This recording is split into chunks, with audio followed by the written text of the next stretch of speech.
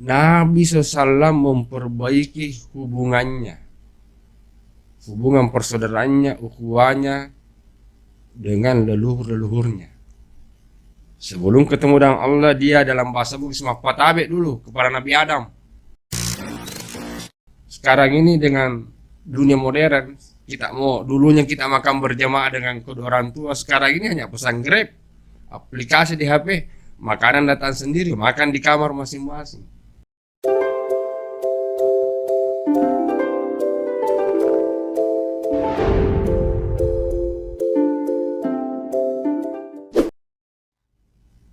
Assalamualaikum warahmatullahi wabarakatuh.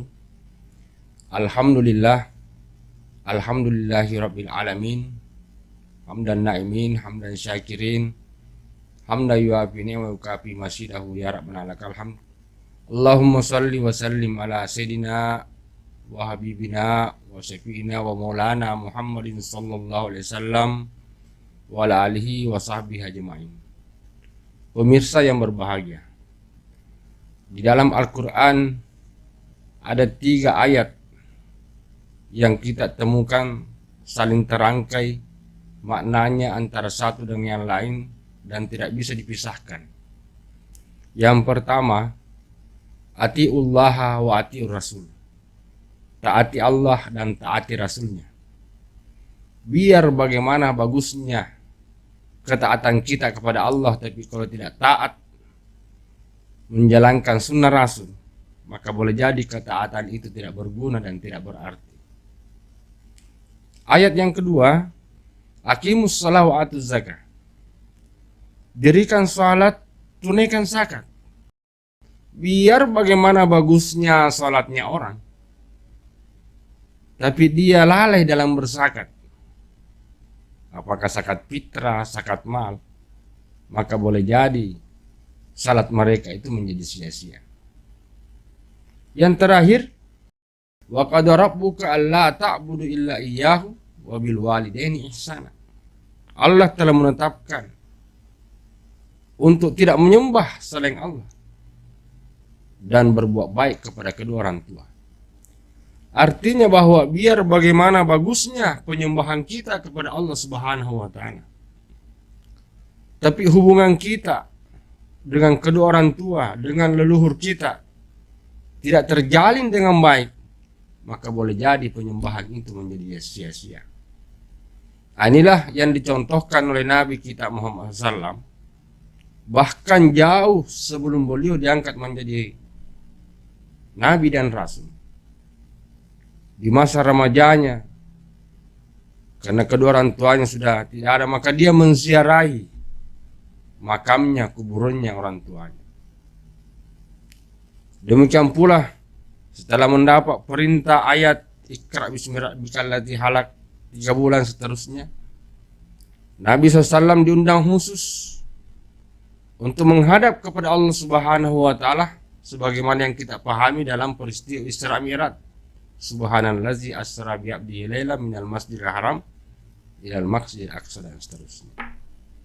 Dalam proses perjalanan Mi'raj itu sampai ke Sidratul Muntaha, di langit pertama Nabi Muhammad SAW ketemu dan Nabi Adam. Langit kedua ketemu dan Nabi Nuh, Nabi Idris. Langit ketiga ketemu dan Nabi Ibrahim, Ismail, Yakub. Sampai langit ketujuh ketemu dan Nabi Musa. Dan melalui Jibril berhadapan langsung dengan Allah Subhanahu wa taala, bertemu dengan Allah dan menerima perintah salat. Ini artinya apa, pemirsa yang berbahagia? Nabi SAW memperbaiki hubungan persaudaraannya, ukhuwahnya dengan leluhur-leluhurnya. Sebelum ketemu dengan Allah, dia dalam bahasa Bugis patabe dulu kepada Nabi Adam. Apa sih salahnya Nabi SAW bisa langsung ketemu dengan Tuhan? Nabi Habibullah, Nabi kekasih Allah, bisa saja langsung ketemu dengan Tuhan, tapi kenapa dia harus SOP-nya ketemu dengan Nabi Adam dulu? Kenapa Nabi harus ketemu dengan Nabi Musa? Nah, inilah pemirsa yang berbagi, harus dipahami bahwa memperbaiki hubungan kita dengan kedua orang tua sebagai bagian dari ukhuwah internal yang harus diperbaiki. Karena ridallahu fi ridal walidain, keridhaan Allah ada pada keridhaan kedua orang tua. Karena itu guru saya, Allahu yarham Al-Habib As-Sayyid Jamaluddin Assegaf Puan Rama berpesan, jangan lipat sajadahmu setiap setelah salat sebelum engkau mendoakan kedua orang tuamu. Saya ulangi, jangan lipat sajadahmu setiap setelah salat sebelum engkau mendoakan kedua orang tua. Allahumma ghfirli wali walidayya warhamhuma kama rabbayani shaghira. Karena keberhasilan setiap orang, keberhasilan seorang anak itu ada pada lidah kedua orang tua. Ini bisa dijadikan wasilah. Apapun yang kita harus lakukan harus ada restu dari kedua orang tua kita. Birrul walidain. Nah, sekarang ini sidang jamaah yang terhormat, boleh jadi terjadinya kenakalan remaja. Karena cara kita mendidik anak-anak kita untuk menghargai kedua orang tua itu sangat minim dan tidak memberikan pendidikan tarbiyah sejak kecil. Kita harus memperhatikan adab-adab bagaimana seorang anak mengabdi kepada kedua orang tuanya. Ketika ketemu dengan orang tua, kita diajarkan oleh guru-guru kita salaman, cium tangan. Sekarang tidak diajarkan lagi hal-hal seperti itu.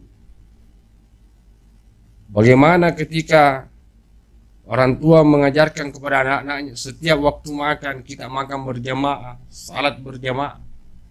Sekarang dengan adanya teknologi ini, dulu keluarga itu berkumpul dalam rumah masing-masing di depan televisi. Dalam perkembangan zaman sedikit mulai bergeser, bukan lagi di depan televisi di ruang khusus, ruang keluarga, tapi di kamar masing-masing. Karena di kamar masing-masing anak-anak punya televisi. Sekarang televisi tidak laku lagi, ada HP. Di depannya orang tua mereka main HP, membalas WA-nya siapapun yang masuk. Ini perkembangan teknologi. Bagaimana supaya pendidikan terhadap anak-anak kita itu dengan adanya kemajuan teknologi bisa kita upayakan memanalisis pengaruh-pengaruh negatif yang ada di teknologi itu.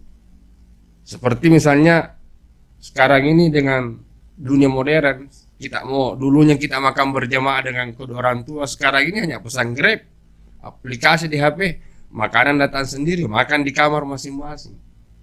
Ini tradisi-tradisi seperti ini mulai hilang dengan adanya kemajuan teknologi. Bagaimana supaya kita melihat dengan kemajuan itu kita bisa beradaptasi dengan zamannya. Al-Islamu salih likulli zamani wa makan. Wallahul muwaffiq ila aqwamit thariq. Wassalamualaikum warahmatullahi wabarakatuh.